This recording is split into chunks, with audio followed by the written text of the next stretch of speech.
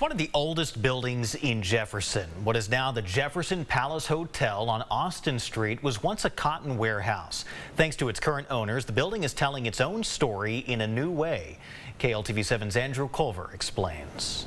If these walls could talk, the stories they could tell. A 175-year-old building. It was there when the U.S. saw slavery, the Civil War, 2 world wars, and Prohibition. History comes alive. Behind every door, a secret. And you can see the staircase right there. The hidden staircase was an entrance to a speakeasy during Prohibition times in the 1920s. That's one of the things that we really loved about it is the colorful, past that it has.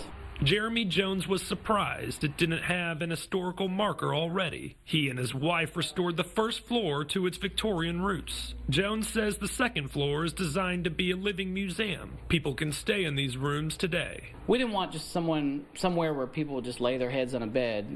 They look around, it's a museum to them. You can almost feel it, when you're walking around.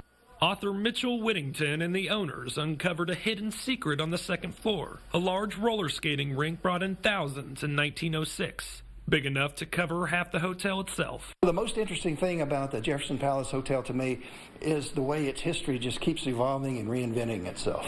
Jones and his wife collect antiques. They designed some rooms to reflect the city's past. This includes a nautical room, based on how steamboats would travel to Jefferson in the mid-1800s. We have thousands of years of history here if you were to add all of these pieces up together. And so you take the hotel and it's just part of our collection.